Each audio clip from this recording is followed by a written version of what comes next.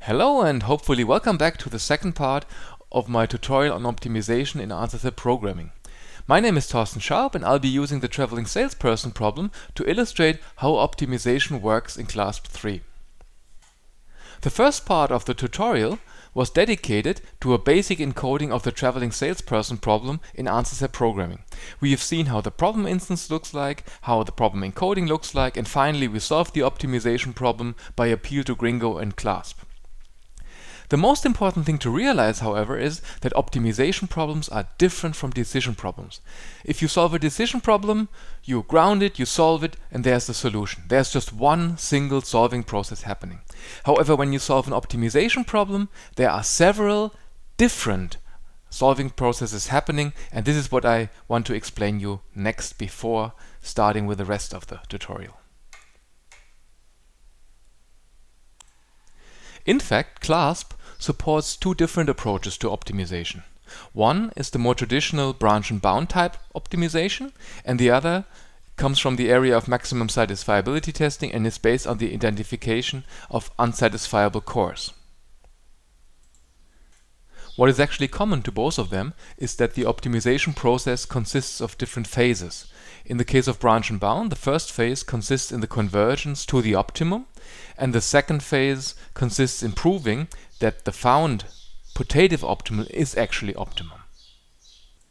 In other words, we start our optimization process as if we were solving a decision problem. That is, we try to find a first solution.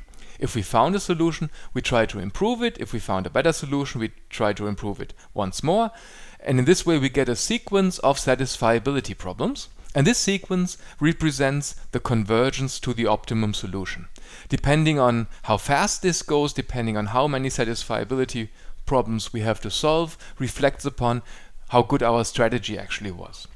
What is important to note is when we found the last and putative optimal model, we do not yet know that we found it. That is, we try to improve it once more and are implicitly about to solve an unsatisfiability problem, which then establishes the optimality of the last problem. And this is then the proof of optimality that constitutes the second phase of the optimization process.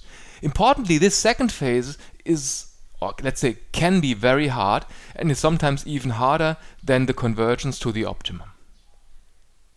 While this approach can be regarded as a top-down approach in the sense that you start from a solution and then you successively improve this solution until you hit unsatisfiability, the second approach implemented in CLASP is rather complementary and can be regarded as a bottom-up approach. This approach is actually aiming at the identification of unsatisfiable cores. So it starts by solving an unsatisfiability problem, then this problem is relaxed, and then you solve another unsatisfiability problem, in which way you get a whole sequence of unsatisfiability problems. The first satisfiable problem that you then encounter gives you a model, and this model is, by the workings of the algorithms, guaranteed to be an optimum one. This was of course a bit hand-waving, but this second approach to optimization is definitely the more involved among the two. And for more details, I have to refer you to the literature, notably in the area of maximum satisfiability testing. So first links to this can be found actually in our paper on the algorithms that we used in CLASP, which are modifications of these algorithms. But now let's approach the more fun part and actually run all this stuff.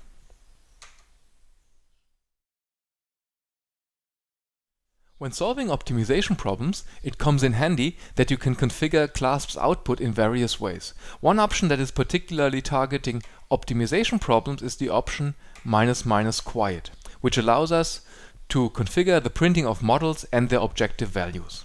You can choose between three configurations. You either want to see all of them, only the last one, or none of them. Let's see how this works by looking at our little toy example. So let's launch a shell and ask CLASP to enumerate all models, that is the intermediate ones as well as the final one. Actually, the sound you may be hearing in the background is not the shell running, it's actually my neighbor who just started mowing his lawn. Now let's come back to the scientific part. Okay, if we do this, the problem is very easy. We get our optimum solution right away, but keep in mind that we actually solve a satisfiability problem in this case 1, and an unsatisfiability problem that establishes the optimality of the found solution. So to be a bit more concrete, when CLASP prints the solution along with the objective value, it does not yet know that this is the optimum one. It just found a solution, it computed the objective value. Then after this, it tried to find a better model, it failed, it solved an unsatisfiability problem, and then it knew that this solution was optimum, so it printed that the optimum was found. Okay, so this to explain a little bit the output. For the sequel, actually, I'll be using a more sparse output, as I will be suppressing actually all models and just look at the respective objective values. So the payoff of this will be more clear when we look at more demanding examples, which we do just right away.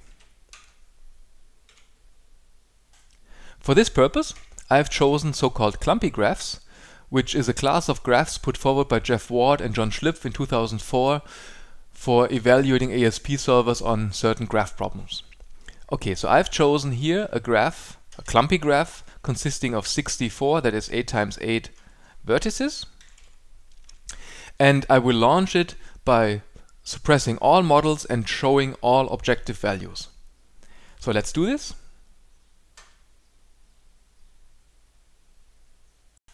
So let's start by extending the window that you get a better view on things. Here we go. So CLASP started and actually enumerated 11 solution candidates. He was able to improve 10 of them until he finally got the optimum one with an objective value of 532. In other words, it solved 11 satisfiability problems and 1 unsatisfiability problem at the end. And we saw how CLASP converged to it and how it stopped at the end slightly where more or less the unsatisfiability proof was happening. Let's just do this again that you can see it. So here it converges, and here's the unsatisfiability, or there was the unsatisfiability proof right at the end. What I was just trying to illustrate by making you follow CLASP's optimization process visually can be made much more precise by looking at its statistics. In fact, the overall solving process took 1.92 seconds. Finding the first model took almost no time, but solving the final unsatisfiability problem took 1.43 seconds.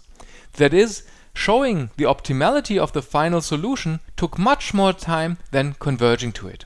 This is not always the case, but it nicely illustrates that this unsatisfiability test may be a bottleneck of the overall optimization process and not the convergence to it.